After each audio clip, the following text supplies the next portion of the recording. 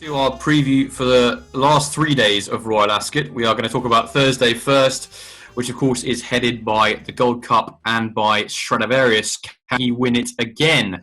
He's obviously coming back into the race off the back of 2 defeats, having won 10 straight races in a row. So it probably isn't the best preparation in the world, but he does look to have plenty in hand over his rivals. Templegate and Callum Jamieson join me. Templegate, what do you reckon? Do you think Stradivarius is this a shoe-in for him, or do you think it's a little bit harder than it might first appear? It's never a shoe-in, is it? The Gold Cup, it's a Group 1. I mean, I think Kew Gardens coming out the other day was a major plus for him. And when you look at the form of the others, they do all have something to find with him. I was quite impressed with him in the Coronation Cup the other day, considering it was a mile and a half. And I think they were clearly using it as a prep race for this, weren't they? I think Frankie was delighted by the way he travelled in that. When you start looking at the others, I mean, there are a couple of, potential big improvers in there, the likes of Technician, who did really well in France last year. And you've got, solid cross-counter, who wasn't given the best of rides, I don't think, in this 12 months ago, but now they know that he does stay. He might be a bit nearer, because he held him up for a long time, if I remember rightly. But I think, on all known form, Stradivarius has got plenty in hand, and the price reflects that, doesn't it? Yeah, absolutely. Callum, agree with that? Absolutely. I'm not going to go into much detail here because Steve's covered it all very well. And I mean, like Steve said, it's not a shoe-in, but on all known form, he should win this. Like you said, he's been beaten the last twice, but both runs against a horse that's not really opposing here, and then obviously over a mile and a half that is not his cup of tea, although he can handle it. He's not top class mile and a half, but he's a top class there, and he just burns them off with that turn of foot at the end of these races, and a lot of the podders can't keep up with him. So yeah, I mean, he's not a bet at the prices for obvious reasons, but he should win this year.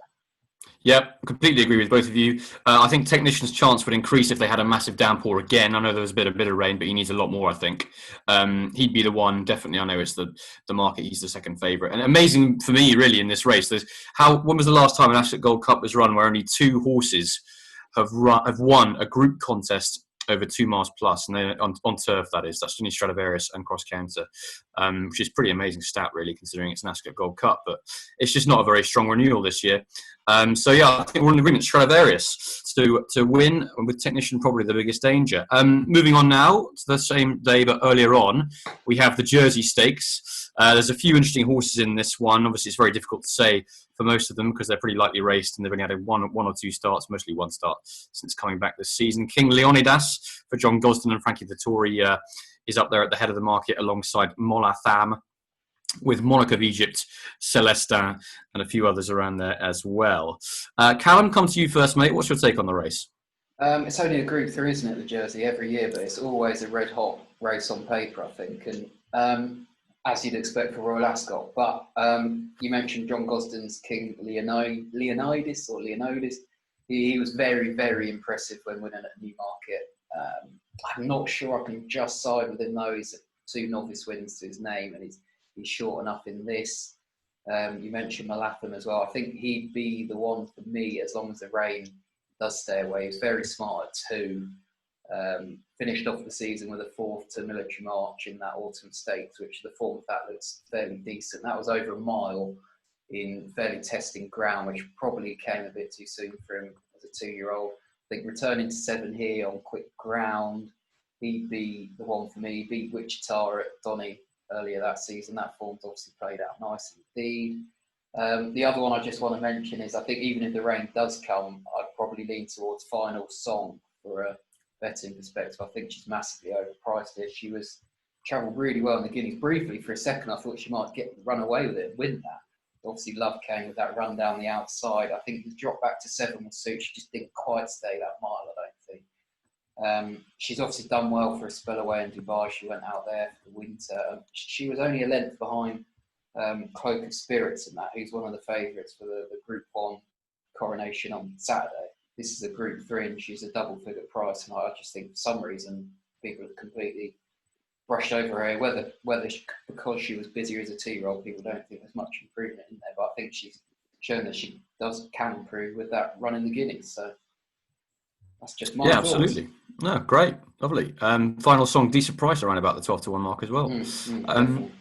Steve, what about you? Yeah, Molatham is the one I've come down on. The form of beating Wichita. That Donny's looking better and better now, isn't it? And I think there was valid excuses at Newmarket, I think it was, wasn't it, in the autumn stakes when kind of raced away from all the pace and it was a bit too soft, I think.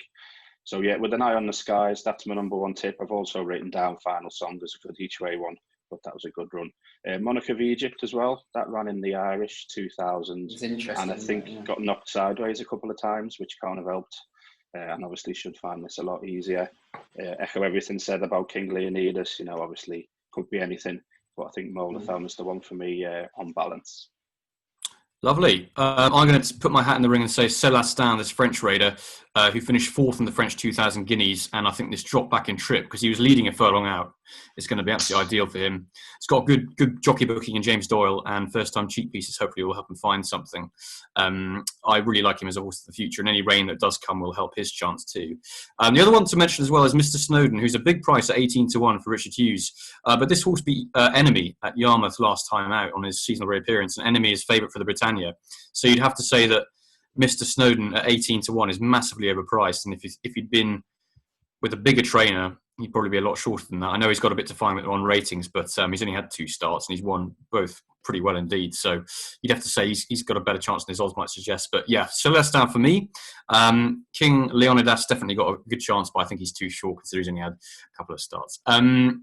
Great. On to the last race on the Thursday we're going to cover, which is the Wolferton. We've got Sir Dragonet bidding to really make a recovery mission after some pretty mediocre performances, let's say, in the last couple of outings. Also up there's Regal Reality for Sir Michael Stout and Fox Tal. They're the 3 at the top of the market. Steve, come to you first. Do you think it's one of those 3 who's going to win this or something else?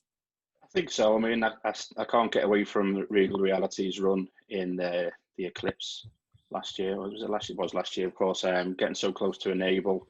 Won the Brigadier Gerard Stakes, which I know is not red hot these days, but this trip's ideal, I think. Unofficial ratings is much the best, and I think there's question mark over the Champion Stakes run, but that was the Champion Stakes, so fair enough. I think there's question marks over Foxtel and the other one. I know he ran really well, Foxtel, in that Champion Stakes, but he's been a bit hit and miss at times, and you never know how fit he's going to be. So Dragonet, quite puzzled by recent runs. I'm surprised to see him so short in the betting when you look at the form on face value. And I also wonder why Frankie Dettori has picked Cross Baton. Doesn't seem to be as good as Dubai Warrior, which I assume could have ridden, the one that won the Winter Derby. But I mean, Regal Reality, if he runs up to the Eclipse, which it's a big if, obviously, I think he'd be very hard to beat. Great. Callum, what's your thoughts? Yeah, I'm going to sound like a parrot again here, but I'm really quite sweet on Regal Reality. The only worry I think is the ground. I mean, if it does rain, the forecast is a bit hit and miss from between now and the race itself, and all of his best form has come on. I mean, rattling ground as well, not just good ground. So that is the worry. He was well beat in his couple of efforts towards the back end of last year, wasn't he? But I think you can forgive him those. As we say, they're all on soft ground. That Eclipse third is standout form in this, like Steve said, and if he returns to that, I think it'd be very hard to beat here. I mean, he'd been gelded over the Winter too, which was a plus he can get. He got quite worked up before a lot of his races last year. I remember at Sandown when he won the Brigadier Gerard, it took him 10 minutes to walk him down to the start just because he was so buzzy. So I think you can trust Sir Michael to have him right. I think it's just that ground's a worry for me. So I think he's the bet, but I'll be waiting closer to the off to take my chance, I think. Okay, lovely. Hoping for another win for Jim Crowley, who's having a cracking week so far. I agree with you what you say, Steve, about Frankie going for Cross Baton, but I do think Dubai Warrior is potentially the best horse in this race. But I know he needs to prove it on turf. I was at the Winter Derby the day he won that, and it was just mind-bogglingly impressive. I know it wasn't the strongest field in the world, but Bangkok was back in third, and he couldn't have been more impressive. And I do think that if he does transfer that to turf, which is the big question mark, he is a very, very classy horse in the making. So I'm hoping he's going to run well. And the other one, actually, the bigger price that I'd like to mention is Mountain Angel, who was incredibly unlucky in this race last year and would have gone very close. Probably wouldn't have beaten a day, but he might well have got second or third. He got no sort of run coming out of Swinley Bottom. And he showed that he's still an okay fettle when finishing second in a Group 2 at Longchamp back in November, I think it was.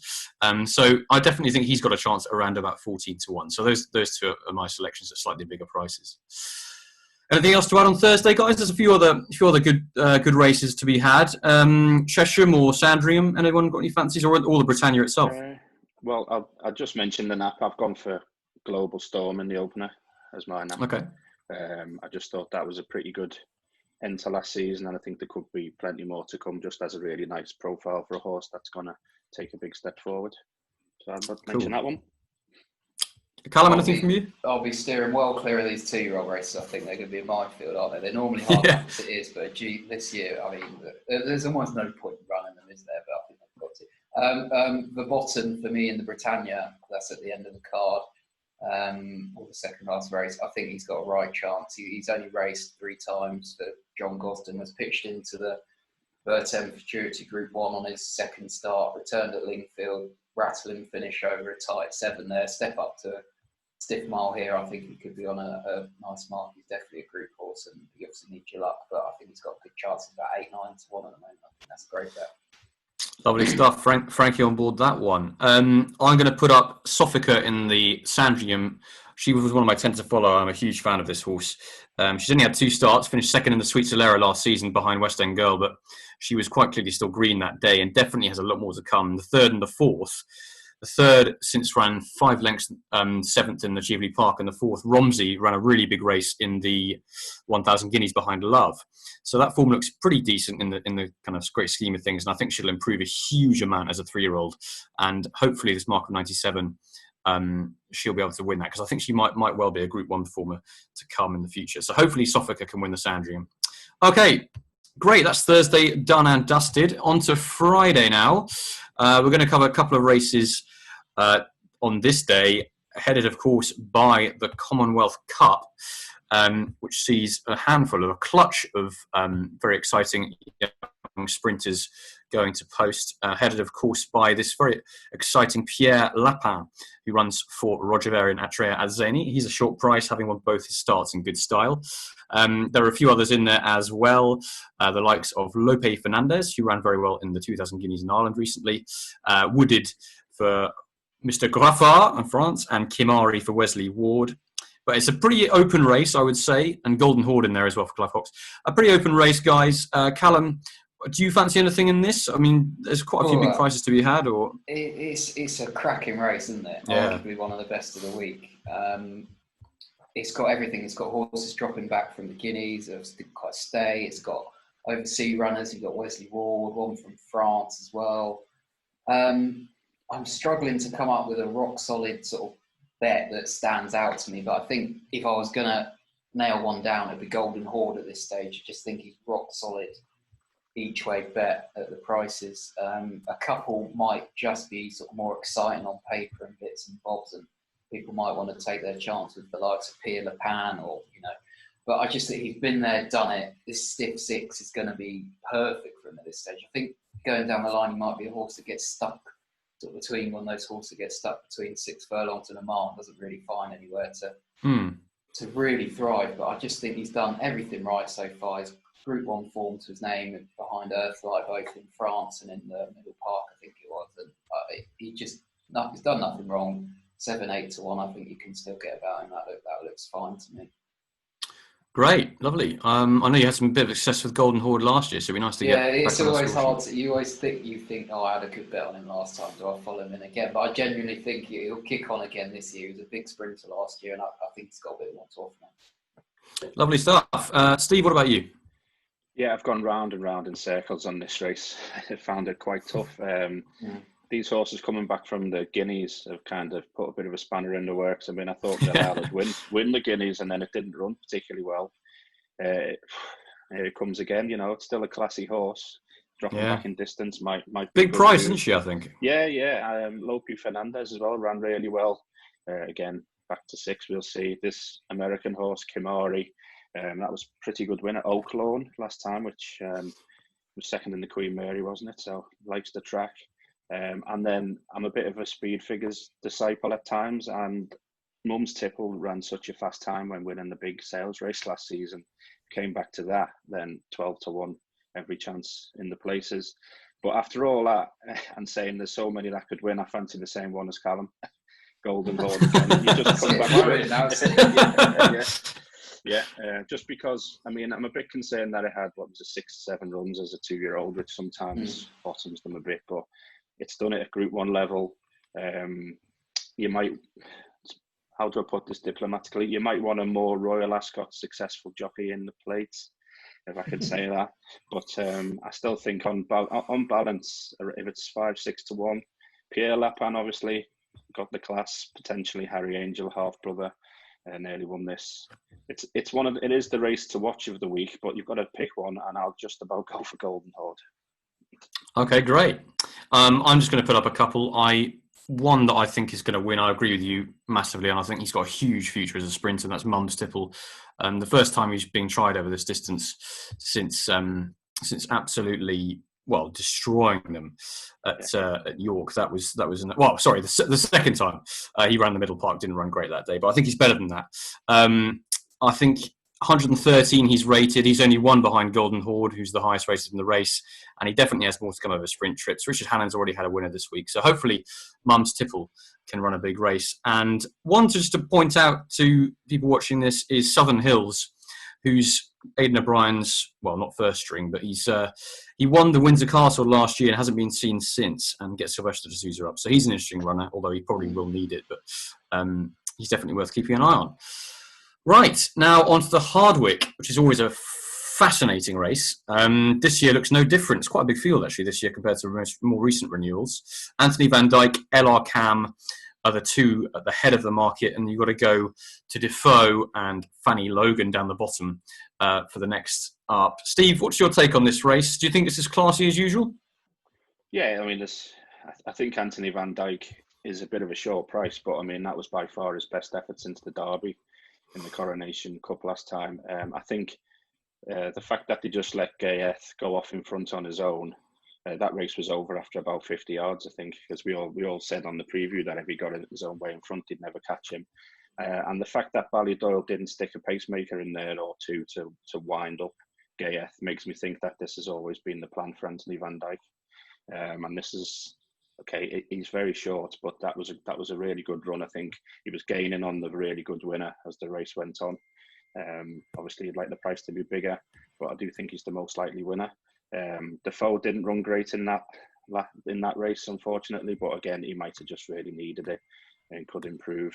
And then, of course, you've got LR Cam in there trying to step up in class. But I do like Anthony Van Dyke, and I think despite the short price, he's the most likely winner. Lovely. Callum? Anthony Van Dyke, like I say, he's the short price favourite. I think if the rain does stay away and it's good ground, I think it'll take a hell of a lot of beating here. I think that was a huge effort behind Gayeth to finish away. He did there in second, past a lot of good horses. I just think he might want a bit further this season. I think a mile 6 might be where we see him really step up again this year. Ella Calm, I'm still not entirely convinced by this horse, but I do think the step up in trip will help. I think he needs to find a bit more to really compete at this top level. I know he's got this form to his name, but he's a bit of a nearly horse at the moment. I think he just needs to find that little bit extra, and this 2 furlongs should suit him. I think he's by Franklin, isn't he? But we all know how well they go for a bit further. I mean, if the rain does come though, again, I don't want to keep banging that same drum, but the weather watch is, if the rain really does come, I think Hamish is a massive price here. It's been nibbled at a bit already. I think people are thinking the rain will come, but it's not like William Haggis to pitch one into the deep end, and normally when he does it tends to come off more times than it doesn't. I think he improved at a rate of knots last year. There's no doubt he's a brute horse. I know he's turned over short odds a couple of times, but if there's a bit of cut in the ground, I think I'd be backing him at the 8s, 9s around at the moment. Interesting horse, very unexposed. I think Anthony Van Dyke wins this. I can't really see him not winning, to be honest. I think he's head and shoulders above these on what he's shown so far in that second behind Garth anyway. But I think Spanish Mission and Mirando, if the rain comes through either of those two, they're decent prices who could run well. Cool. That's Friday, done and dusted. Now on to Saturday, where there are 3 Group 1s on one of the best cards I could remember in my lifetime, I think. Flat cards, that is, anyway, in terms of group contests. It really is amazing. Coronation Stakes up first in chronological order. So let's start with that. It's a really interesting race this year. Unfortunately, we haven't got 1,000 Guineas winner Love in opposition because she's more likely to go for the Oaks. But we do have Quadrilateral, who finished third that day, Cloak of Spirits, who finished second. And we also have very impressive Newmarket recent winner Run Wild for John Gosden. We've got Alpine Star for Jesse Harrington. And we've also got an interesting runner for Graham Motion over from America called Sharing, as well as a couple of others as well. So, Callum, come to you first. Who do you think is going to win this? Oh, I mean, the decks have shaken this up a bit, like you say. I haven't looked at it massively, this race. Quadrilateral, I couldn't be backing a short price like that. Run Wild is exciting, like we say. Whether she'll get her own way in this, I don't know. I think I'm inclined just to lean towards Sharing here for Graham Motion. I don't think they'd be bringing her over without a good chance, and she doesn't have the highest of standards to get at. I think a lot of the horses that are running from our trainers are sort of still got a bit to prove, while she's been there, done that, and I think she might just be a little bit more forward than a few of these. And they've obviously had this on the radar for a long time, the likes of Quadrilateral. I very much doubt Roger Charlton has lined this up from the start of the season. It's probably a bit of a Guineas afterthought, and Cloak of Spirits is still a work in progress. So I'd just be siding with her for now and see how the market shapes up a bit, I think, closer to the time. Yeah, it's a fascinating market. It really is. Steve, what do you reckon? Yeah, I mean, Sharing's very interesting. I had a good look through that one, but what put me off was I only ever run on firm ground, and when Americans say firm, we normally say tarmac.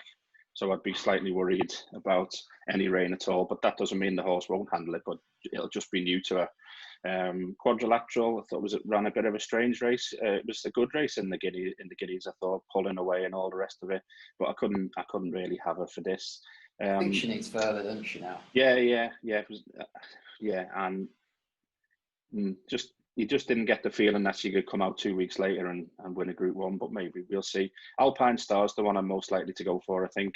The only one that hasn't had a recent run, but was very impressive at the Curragh, I thought, when winning that Group 2.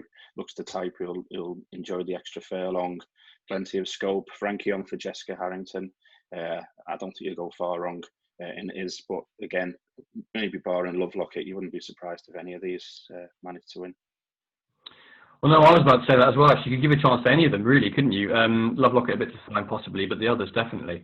I thought Quadrilateral actually ran quite a good race in the Guineas. I don't think she really kind of found her footing until later on, and she was pretty keen early. Cloak of Spirits, I think that may have. I mean, we get to see. I think she needs to prove that she can do that again. So for me, the one to be with is Run Wild, who just destroyed them in Newmarket the other day. I was so impressed by that, and I think she might.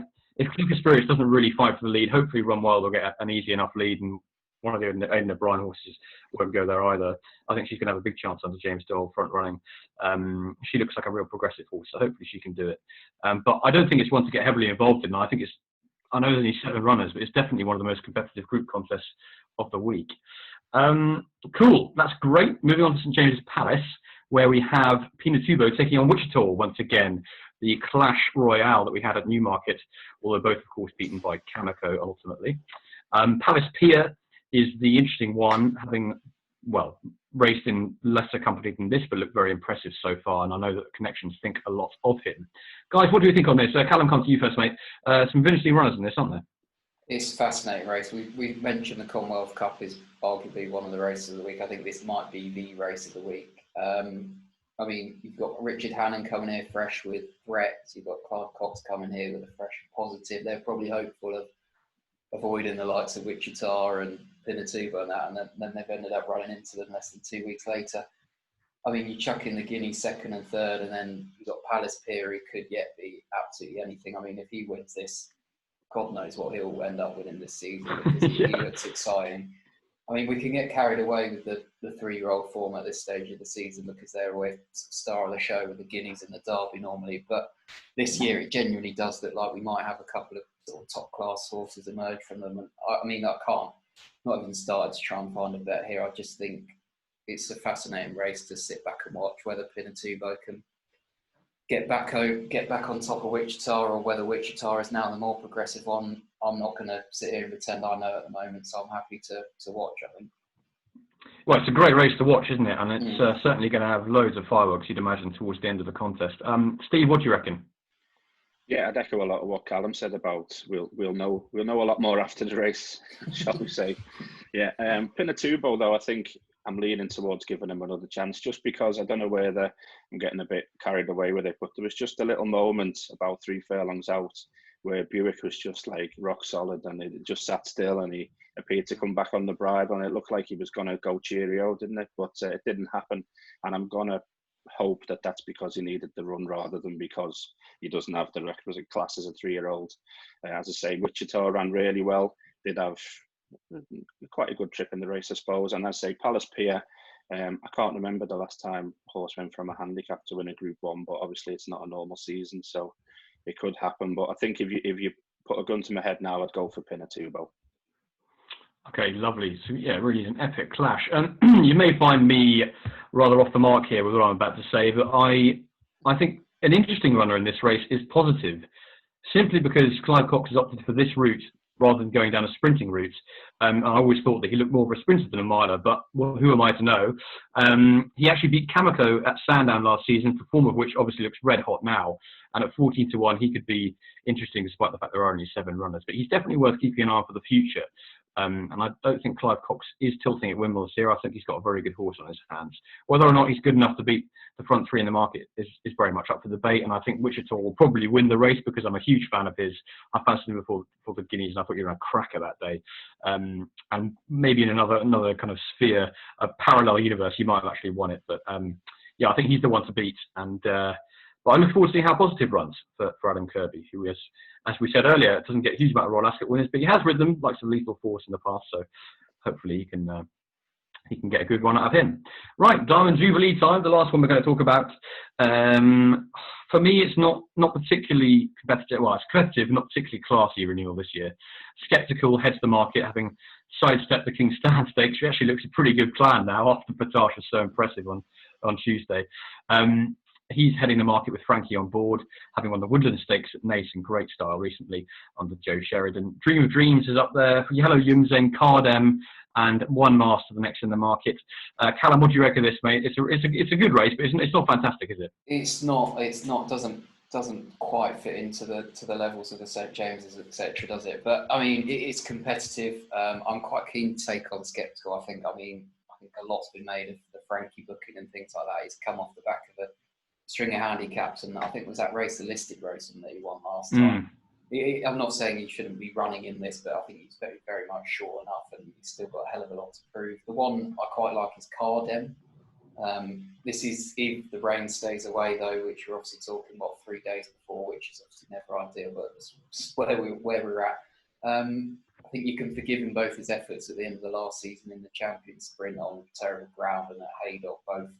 Both times it was terrible ground, which clearly not his cup of tea. But it's his Stewart's Cup run before that just marked him out as a real sprinter, and now turning into a 4-year-old. I think he's got more to offer this year. And like we said, I don't think this race will take much winning as well as you can say that for Group 1. He's 4 now. He should be physically stronger and mentally. He was a bit of a boyo last year. I think if he's kicked on and the rain stays away, I think he's a good bet at an each way sort of price.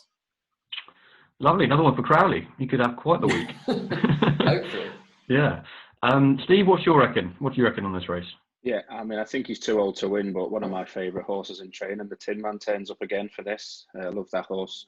There's only one in this higher rated than him, amazingly, at the age of 8. And if it was the Tin Man of 3 years ago, I think he'd be winning this easy.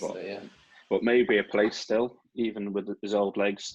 I'd like a bit of rain for Hello Yumzeng, and I'd also like Kevin Ryan to be in slightly better form, but I do think he's got a good level of form. I agree, I'm sceptical about Skeptical as well. I think that was a good run, but it is the Frankie factor that's making it 7-4, whatever it is. And the most interesting horse in the race for me is One Master, despite probably wanting a bit further. Does have a lot of class, and does take a bit of getting the 6 at Ascot, and I think the pin's probably going to come down on One Master, given that it's so wide open. But I will be backing the Tin Man just in case it wins. Great, one for the old-timer. I'm going to go with Dream of Dreams, or I think probably wouldn't want it too soft, though he has won on soft ground earlier in his career.